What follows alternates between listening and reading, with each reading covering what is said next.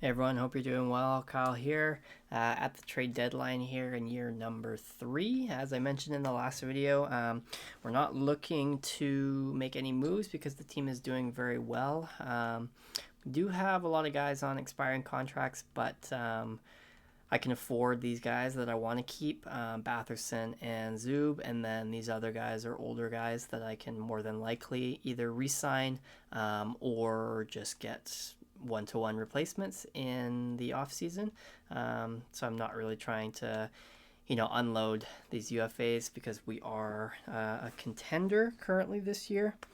So yeah, we'll just go into the off season, or sorry, into the trade deadline, see what is available. If anything catches our eye, I did have a look, and I think unless something crazy happens and he goes off in the playoffs, I think we are going to trade Jake Sanderson, and this is who I had my eye on, Simone Nemec from the Devils.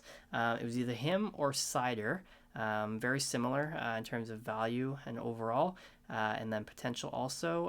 However, Nemec is 2 years younger, $3 million cheaper, and with one more year on his contract. So I think it just makes sense to go after him. And I went into, I'll just go in here and show you what I had set up. It was obviously Sanderson, who we are replacing, and then also Bernard Docker, because then we could go Nemec, Zub, and White Cloud.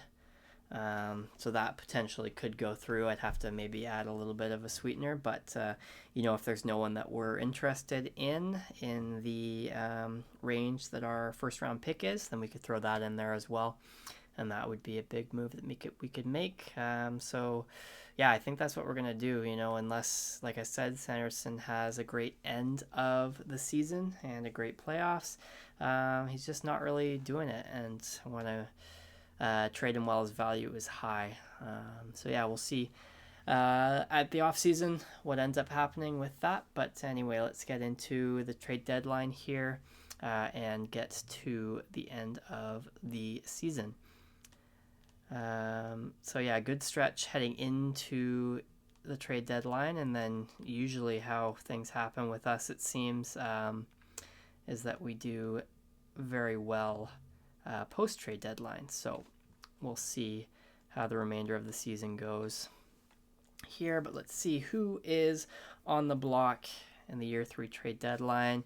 So we have Nazem Kadri.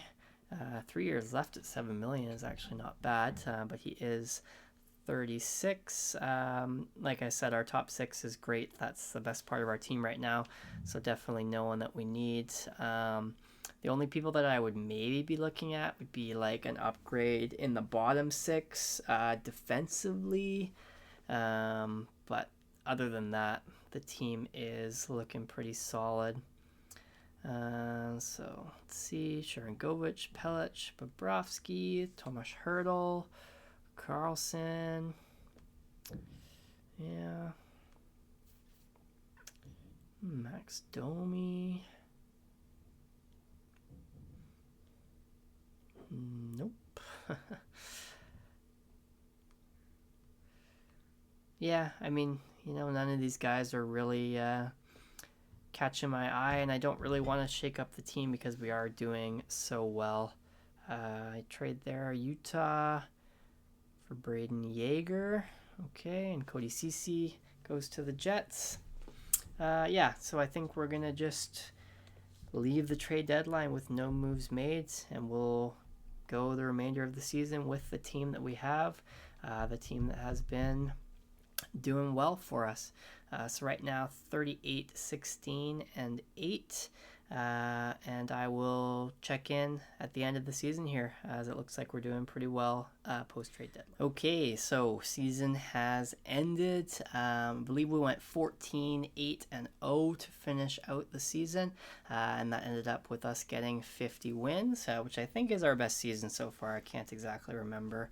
But yeah, 50 wins, 108 points. That puts us first in the division. The Penguins do beat us out for the conference, and then the Oilers ended up winning the President's Trophy there with 116 points, 54 wins. So looks like we'll be taking on the Red Wings potentially in round number 1. Let's take a look at who did what over on the league side. So Draisaitl will win the Art Ross with 120 points. The Richard, once again, will go to McKinnon with 63 goals. First for assists is Barkov with 78. And then Shesterkin beats out Georgiev, 45 wins for him. As for our team, Tim with 89 points. Is that a career high for him? Not quite, one shy of his career best. A great season. In this franchise, he's taken some pretty good steps. So we're happy with that. He keeps right around 30 goals, and he's making some improvements. 60 assists is awesome. 23 power play points as well is really good. So we're happy with that out of him. Seth Jarvis, his first year on the team, 30 goals. Not quite where we want to be shooting-wise. He was at 17% at one point, but a really good year from him. And then Brady, he went down again with an injury. So he missed 10 games this regular season, and he's going to probably miss most of, if not all of the first round. But he had a good season when he was playing. Another 30-goal year for him also. Batherson relegated off that first line, but still a really good season. Chabot with 60 points is great. And then the rest of the second line, Pinto and Gregg, really solid out of them. Like to see that. Riley Smith with 9 power play goals is great, and Perron with 30 points as well. Dvorsky also had 30 points in 69 games. Nice. Another hopefully good step for him. How did he do last year? 8 points in 18 games with us last year. Solid from him. Hopefully he'll continue to grow. Artem Zub was solid on that first pair once again with a plus 31. And then Jake Sanderson, again, only 26 points and just 3 goals. So I think we will be moving him in the off season. But hopefully he can give us one last good push in the playoffs here. And other than that, everybody pretty good. Looks like all of our full-time players were actually not quite. Smith and Perron were minus, but only -2, -3, and they chipped in on the power play, so that is all good. And then lastly, we'll look at the goaltending. Fantastic year from Ullmark. And Sogard as well, really good in his first full season as the backup. That is the stats, and that is the regular season, year number 3 done. We'll just get up to the start of the playoffs here. I think it should be Detroit. We'll be up probably against the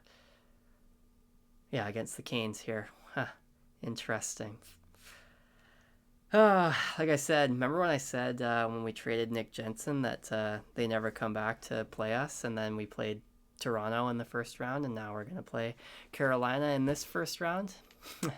So I guess we'll see. We're up against Carolina because Pittsburgh did beat us out for first in the East. We were second. Up against the Carolina Hurricanes and Josh Norris. Josh Norris versus Seth Jarvis. Who will prevail?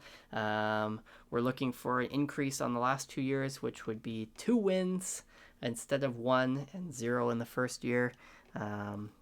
Anyway, in the next video, we will get into round number 1 against the Canes without Brady, and we'll see what we can do. If you enjoyed, please like, comment, and subscribe, and I will see you next time for the start of the playoffs.